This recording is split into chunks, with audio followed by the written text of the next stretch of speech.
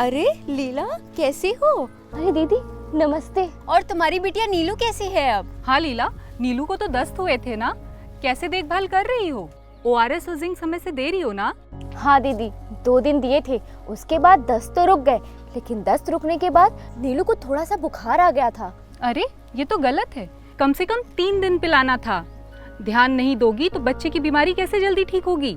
हाँ दीदी, आगे से ध्यान रखूंगी। और तुम इसका वजन कराने भी नहीं लेकर आई? हाँ दीदी, वो ना इसको बुखार आ गया था उसी वजह से। लेकिन आंचल दीदी और आशा बहन, आप लोग को बहुत बहुत धन्यवाद। आप लोग हमारे गांव के बच्चों का इतना अच्छे से ध्यान रखते हैं कि अब हम जैसी माएँ अपने बच्चों के स्वास्थ्य को लेकर बिल्कुल निश्चिंत हो गए हैं। लीला, हमारा तो काम ही है बच्चों को स्वस्थ और पोषित रखना, और उस पर अगर हमें तुम्हारी जैसी माँओं का साथ मिल जाएगा तो हमारे गांव के बच्चे खेलेंगे, कूदेंगे और पढ़ाई में भी तेज बनेंगे। बिल्कुल आंचल बहन, जब सब मिलकर साथ देंगे तभी तो सबका विकास होगा। आंचल बहन, पता है गांव के स्वास्थ्य और सुरक्षा के लिए प्रधान जी रोज कोई ना कोई बैठक का आयोजन कर रहे हैं। कल भी एक बैठक है। हाँ, सबको बुलाया है और कल की बैठक पोषण पर है। दीदी एक बात पूछे? हाँ, क्या हम भी इस बैठक का हिस्सा बन सकते हैं? हाँ बिल्कुल, ये तो बहुत ही अच्छी बात होगी। है। तुम अपने परिवार को भी लेकर आना। बिल्कुल दीदी, हम अपने पति और हमारे पड़ोस में जो दीदी रहती है ना, उन जिनका छोटा सा बच्चा है, उनको भी लेकर आएंगे। आखिर ये बैठक हमारे बच्चों के स्वास्थ्य को लेकर जो है। आशा बहन, अब चलते हैं, हमें और लोगों को भी तो कल की बैठक के बारे में बताना है। जी चलिए। अच्छा दीदी, नमस्ते।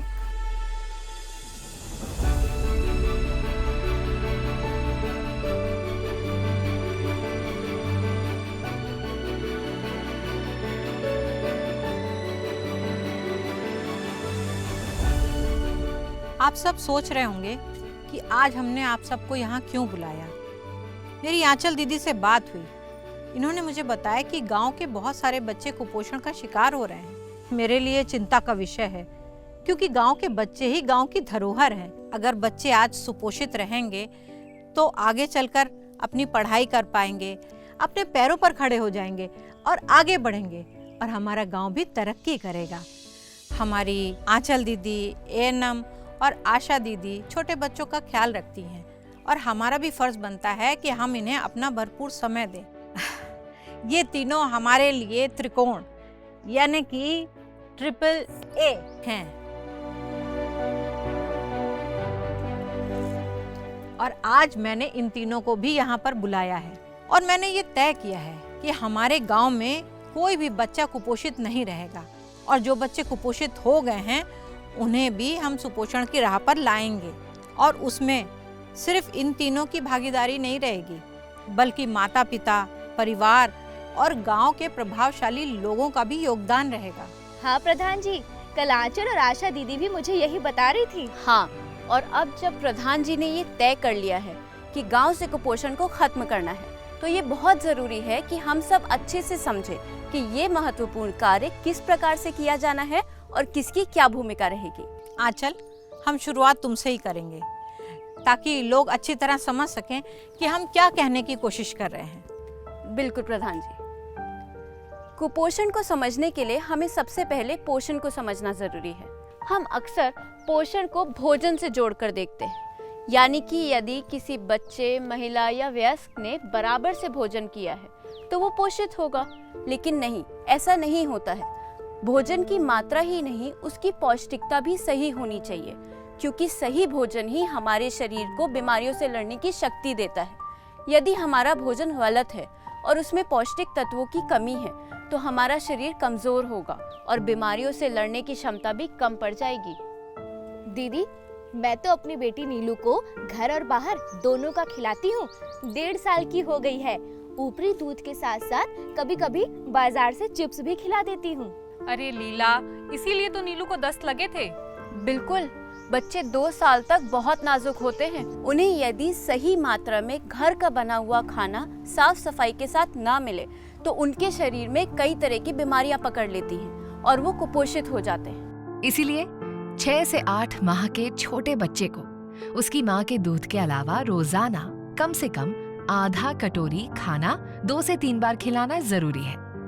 9 से 11 माह के छोटे बच्चे को लगभग 3/4 कटोरी खाना 3 बार खिलाना है। 1 से 2 साल के बच्चे को 1 कटोरी खाना कम से कम 3 बार खिलाना है। बाकी बड़े बच्चों की हर तरह के पोषक तत्वों की जरूरत को पूरा करने के लिए उसके रोज के आहार में कम से कम 4 से 5 खाद्य समूहों को शामिल करना, जैसे दालें, अनाज, हरी पत्ते वाली सब्जियां, अन्य सब्जियां, फल, दूध या दूध की चीजें, अंडा, मुर्गा, मीट या मछली। आंचल और आशा बिटिया ने भोजन और पोषण के संबंध को बहुत अच्छे से समझाया है, पर ये कुपोषण है क्या? चाची जी, सीधे शब्दों में अगर समझाया जाए तो कुपोषण 3 तरीके का होता है। कम वजन, ये पहला चरण है। इसमें बच्चे का वजन गिर जाता है, यानी कि उस उम्र के सामान्य बच्चों की तुलना में इन बच्चों का वजन कम होता है। दूसरा वेस्टिंग, ये एक प्रकार का गंभीर कुपोषण है। इसमें बच्चे का वजन उसकी लंबाई और ऊंचाई के अनुपात कम हो जाता है। ऐसे में उसके शरीर की मांसपेशियां कमजोर हो जाती हैं और कभी-कभी हड्डियां भी दिखने लगती हैं। ऐसा तब होता है जब बच्चे को अचानक से दस्त या निमोनिया जैसा संक्रमण घेर ले और उसके घर वाले उसकी सही तरह से देखभाल ना कर पाएं। ऐसा भी देखा गया है कि जब गांव में सूखा पड़ता है या बाढ़ आती है और घर में खाने की कमी हो जाती है, तब भी बच्चा इससे ग्रसित हो जाता है। इस प्रकार के कुपोषण में बीमारियों तथा कभी-कभी मृत्यु का भी खतरा बढ़ जाता है। तीसरा है स्टंटिंग। ये तब होता है जब बच्चा लंबे समय से कुपोषण से ग्रस्त हो। इसमें बच्चा अपनी लंबाई खो देता है, मतलब उसी आयु के सामान्य बच्चों की तुलना में 4 साल का बच्चा 2 साल के बच्चे की लंबाई के बराबर दिखने लगता है। क्या सोच रही हो लीला? प्रधान जी, मैं तो ये सोच रही हूँ कि अगर हमने अपनी बिटिया का ध्यान अच्छे से नहीं रखा होता तो वो भी इनमें से किसी एक श्रेणी में जा सकती थी। हाँ लीला, बिल्कुल। इसीलिए मैं माता पिता से अनुरोध करूंगी कि अपने बच्चे का घर पर ही आंचल दीदी और आशा दीदी की बताई गई बातों का अनदेखा ना करें। अब मैं आंचल से कहूंगी कि संभव अभियान के बारे में लोगों को बताएं। जहाँ तक मुझे पता है, कुपोषण को हटाने के लिए ये अभियान हमारे माननीय मुख्यमंत्री जी ने 2021 से चलाया है। इस अभियान के नाम में ही उम्मीद की एक किरण है। इस अभियान में हम सभी से ये अपेक्षा की गई है कि हम सब इसे सफल बनाने में अपना योगदान देंगे और इसे समझने के बाद यहाँ आए अन्य विभाग के लोग हमें बता सकेंगे कि वो कैसे अपना सहयोग देंगे। आपने बिल्कुल सही कहा प्रधान जी। संभव अभियान के 3 मुख्य उद्देश्य हैं। पहला, 5 वर्ष तक के सभी बच्चों को सभी सेवाएं उपलब्ध कराते हुए उन्हें सुपोषित रखना। दूसरा, जो कुपोषित हैं उनकी समय रहते पहचान करना और प्रयास करके उन्हें कुपोषण से बाहर निकालना। तीसरा, सभी को पोषण के पहलुओं से जागरूक करना। ये अभियान हर वर्ष जुलाई से सितंबर के मध्य में चलाया जाएगा, क्योंकि इस मौसम में अधिक बीमारियां होती हैं, इसीलिए कुपोषण भी अधिक मिलता है। इस अभियान से पूर्व मई और जून के महीने में तैयारी की जाएगी, जिससे इस अभियान को सफल बनाया जा सके। जून में सभी बच्चों का वजन और लंबाई लेकर उनकी पोषण श्रेणी निर्धारित की जाएगी। फिर जुलाई से सितंबर के बीच में घर घर जाकर कुपोषित बच्चों पे विशेष ध्यान दिया जाएगा। सितंबर में दोबारा से वजन और लंबाई लेकर बदलाव देखे जाएंगे। आंचल दीदी, अगर कोई छूट गया तो भैया उसके लिए दिसंबर के महीने में फिर से एक कैचअप राउंड होगा। लेकिन हमें कैसे पता चलेगा कि किस विभाग ने कैसा काम किया है? प्रधान जी, उसके लिए अक्टूबर में बाहरी संस्था द्वारा कुछ सर्वे किए जाएंगे, जिससे देखा जाएगा कि सभी विभागों का क्या योगदान रहा। इस अभियान में सभी की जिम्मेदारियां तय की गई हैं, जैसे कि मेरी जिम्मेदारी है। इस अभियान में आपके माध्यम से जो निर्देश गांव के इस कार्य के लिए दिए गए हैं, उसमें मेरा पूरा सहयोग रहेगा। मैं जून में सभी बच्चों का वजन और लंबाई लेकर उनकी पोषण श्रेणी निकालूंगी। गृह भ्रमण और केंद्र आधारित गतिविधियों का आयोजन करूंगी, खासकर उन बच्चों के घर जो कमजोर और कुपोषित हैं, ताकि उनके परिवार वाले सही व्यवहार अपना सकें। जो बच्चे पैदा ही कम वजन के हुए हैं, उनकी सूची आशा दीदी से लेकर उनके घर जाऊंगी। बच्चों को आशा दीदी के साथ मिलकर ग्राम स्वास्थ्य, स्वच्छता एवं पोषण दिवस पर स्वास्थ्य जांच के लिए लेकर आऊंगी और एएनएम दीदी से उनकी जांच कराऊंगी। आज आशा दीदी और एएनएम दीदी अपना समय निकाल करके यहाँ पर आई हैं। हम लोग इनसे समझते हैं कि ये लोग कैसे अपना सहयोग करेंगे। हाँ आशा दीदी, पहले आप अपने सहयोग के बारे में बताइए। धन्यवाद प्रधान जी। आशा होने के नाते मैं आंचल दीदी को किस प्रकार सहयोग करूंगी ये बताना चाहूंगी।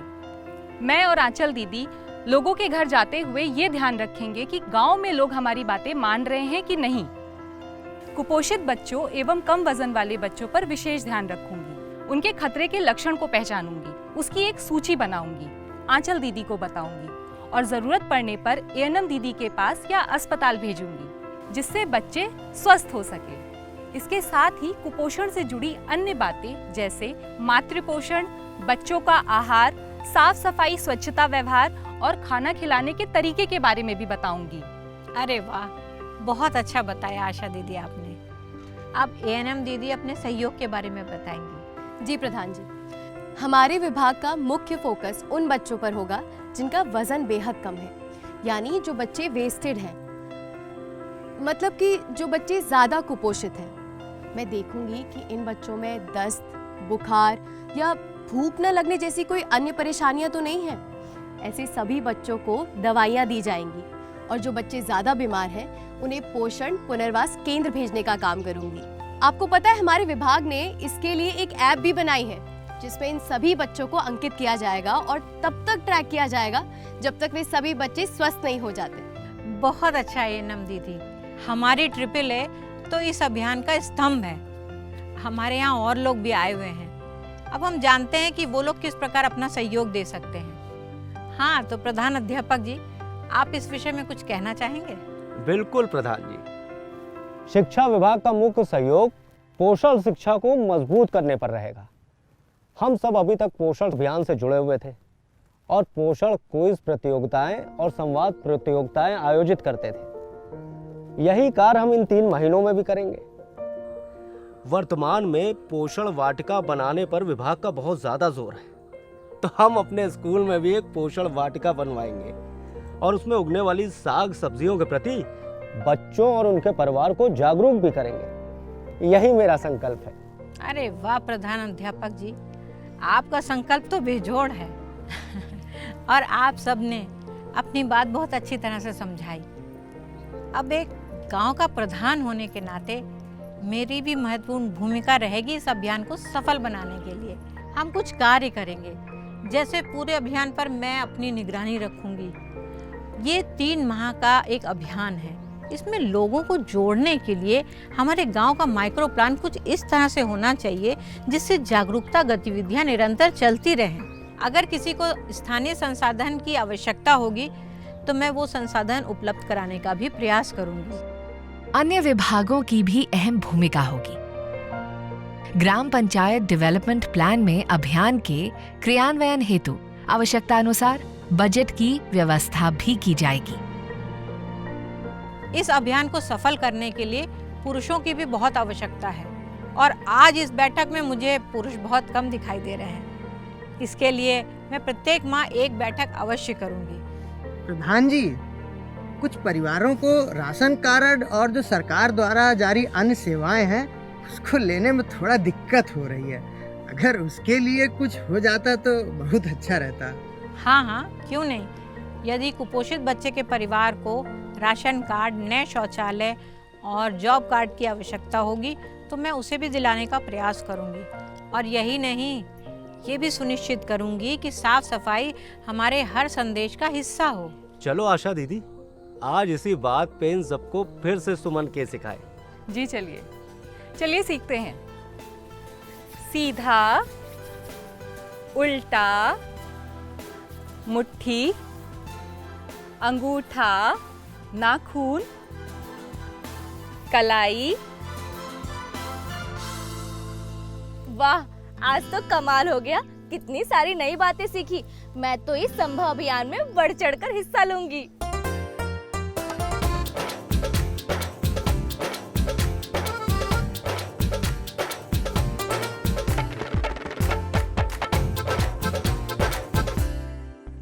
बहुत खुशी की बात है कि हमने अपनी जिम्मेदारी पूरी लगन से निभाई है।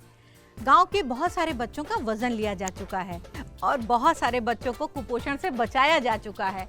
और जो बच्चे अभी पीली श्रेणी में हैं, बहुत जल्द उन्हें कुपोषण से सुपोषण की हरी श्रेणी में ले आया जाएगा। आप लोग के प्रयास से बहुत जल्दी हमारे गांव सुपोषण गांव कहलाएगा।